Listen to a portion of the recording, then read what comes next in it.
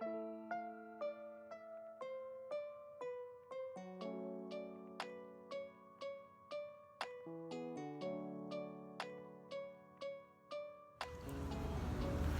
guys, welcome back to my YouTube channel of ZEKE Reviews, hosted by yours truly Ofai, coming straight from law school to you on the internet. Now before we go any further guys, make sure you like, you comment. Your boy's trying to get to 1K subscribers and I need your help, so please subscribe if you haven't, and also share my video so others can subscribe as well.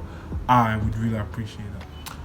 So guys, let's talk about Attack on Titan season 4 episode 9. Yes, I'm late, but like I said guys, I am in school, so you know the videos will not come as quickly as they should come. But anyway, that's enough of excuses. Let's get into the episode. Now this episode, it takes some getting used to, it takes some getting into, because like for 3 episodes previously back to back, it's been hype, and then now going to a much slower pace, you know, a much more duller tone. Like it feels almost grayscale, like the picture quality became duller. Obviously it's done on purpose, and it takes some getting used to. Like obviously it's a flashback, like I called it. I said that the first half of the anime will be in Marley, then maybe the second half will be in Paradise. It might probably not be the second half completely that'll be on Paradise, but at least, you know, some part of it will be on Paradise. And this episode showed that they're going to do like a flashback, and they did. And seeing them on their scouts uniform, you know, the green cape and everything, compared to what we've seen them on this season, the armor, their new armor, it's kind of like, it feels dull. Like I can't get into the old uniform anyway. But yeah, this episode guys, we got flashback. It's like 3 years ago. The episode starts, we see a Malian ship, a survey ship coming to Paradise Island, and then the Attack Titan, obviously Eren picks it on his back, and I'm like, I didn't know Eren was this strong. That's a fucking ship. Okay, that's a fucking big boat guys. And then he just remembered,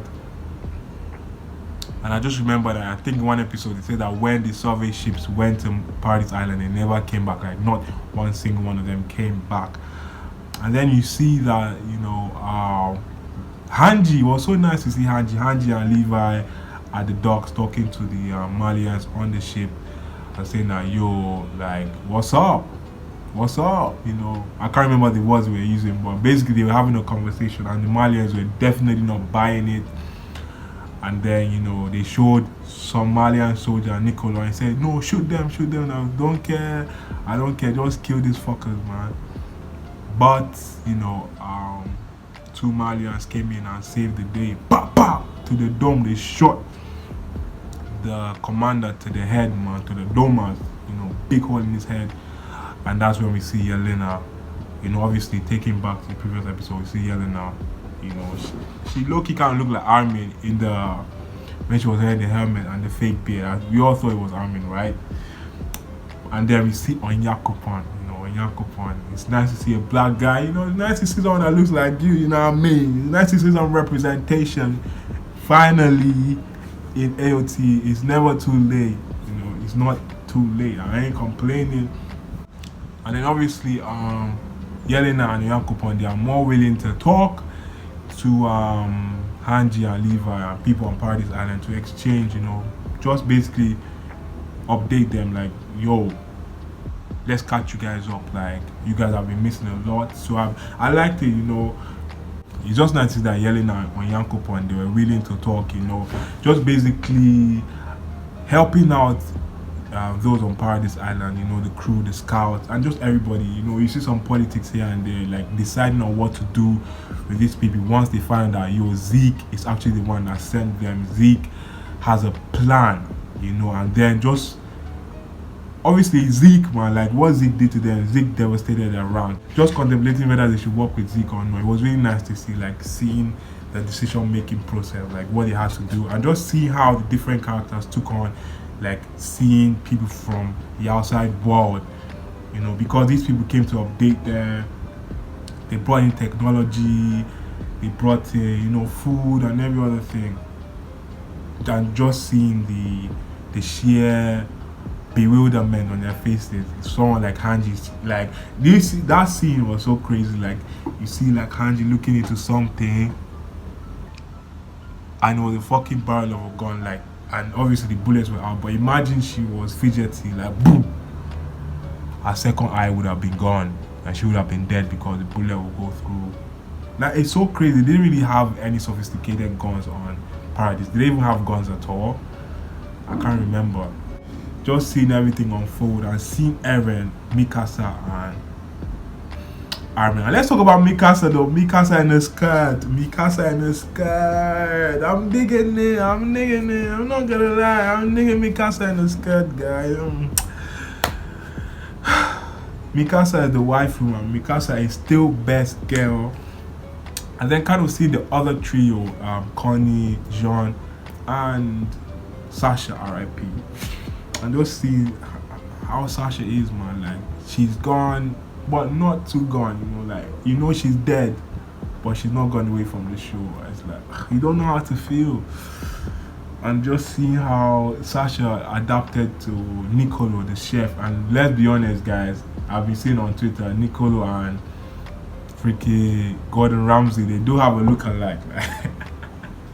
Nicolo is like Gordon Ramsay's anime adaptation in cooking alone, not in attitude, because Gordon Ramsay will cost the fuck out of you every second. But Nicolo was like, he was nice, he was happy to cook for Sasha. Even though the first time he cooked for her and they saw like seafood, and Sasha was like, what's this? Oh my god. And she does she took a bite and she was, I made this somewhere, and she was crying. She was crying. Do you know how good food has to be for you to cry? And then Nicolo said, oh, Nicolo is kind of like a tsundere in that situation. Like, like, it's cool, but is the food out good for real? Like, just eat the food, So it was nice to see, man. And then sometimes I couldn't tell if it was this flashback or present day, especially when Armin was talking and saying, I understand Eren, but I used to think I understand Eren the most, but these days I don't know anymore. And then obviously seeing, they give us some more fan service for the girls this time around. Eren, all packed up. Eren got the abs and everything. So obviously from there, it's back to present day. But I couldn't always tell when it was flashback or when it was present day. At least it took me a few seconds to realize what was going on, because throughout the episode I feel like it was just duller. You get me? So like it would make sense if like the flashbacks, the scenes were a bit duller, and then present day was a bit more brighter. But I feel like throughout the episode it was just dull, like just giving us season 1 and 2 vibes. You get me?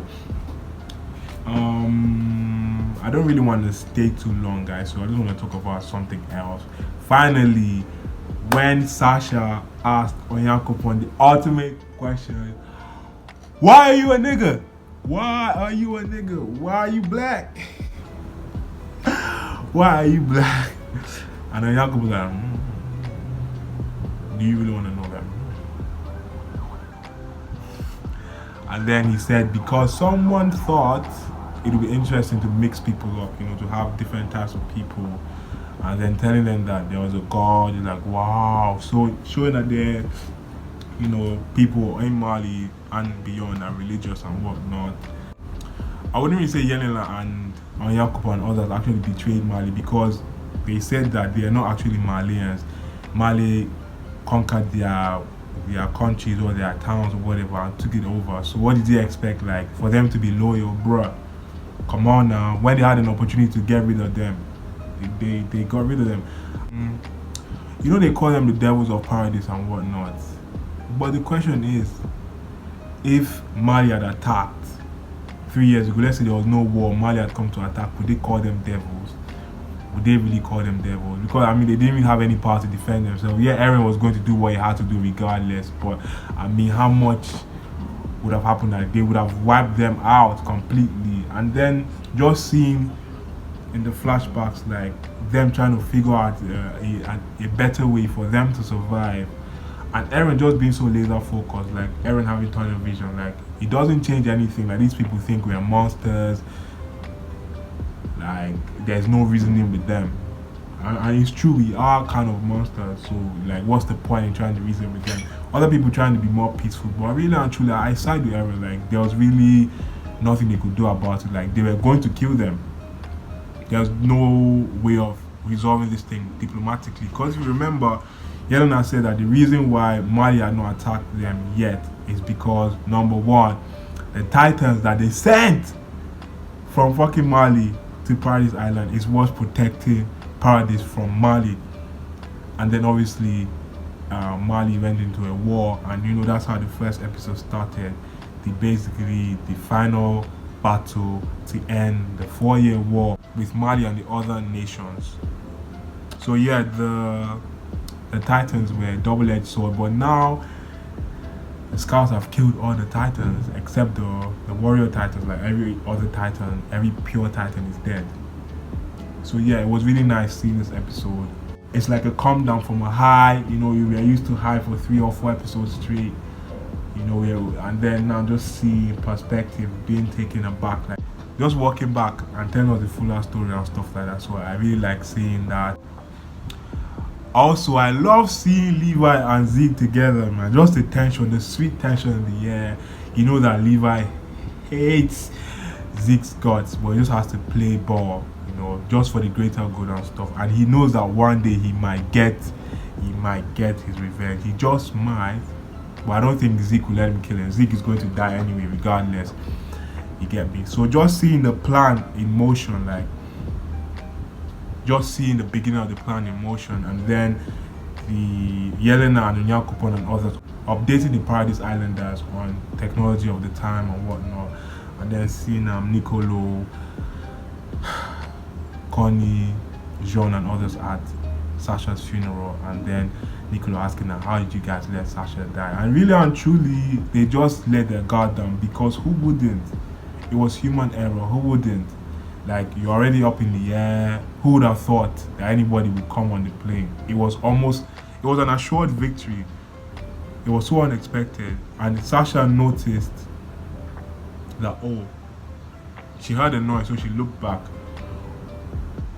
But, you know, that was it. And she was the only one not wearing chest armor when Gabby shot. It felt like a lucky shot. I didn't think she was aiming for Sasha per se, but it made sense that she killed Sasha and not someone else, because Sasha actually did shoot 2 guards that she knew. Like, so there was a more personal connection. So yeah, I liked the episode. I wouldn't say I liked it as much as the hype episodes for obvious reasons. Like, I am a hype guy, you get me, but Attack on Titan is goated, you get me. Like, this season is cementing AOT's place in the anime greats, man. Like, for real, it's top 3. If it's not number 1, it's definitely top 3. I've said this before and I'm going to say it again. The storyline, just the intrigue factor, and I still don't know how this is going to end, and apparently, like, it's going to be more brutal. So I just want some more blood. I want blood. Like, I want to see what happens to Gabby.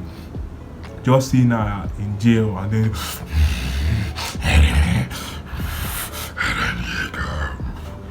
but I feel like her perspective will change, because one thing that is really important with this episode is just that when groupthink is involved, right? Like, let's say, this person is our enemy. Yeah, we hate these people, blah blah blah blah.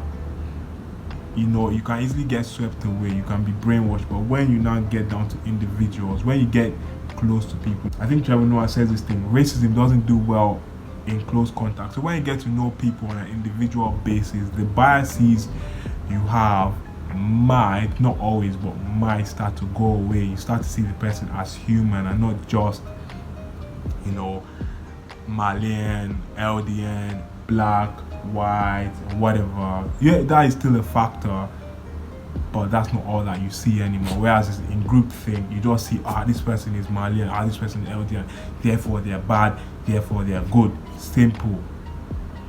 But life is not black and white. Life is all about nuance. Life is all about the gray spots, the gray areas.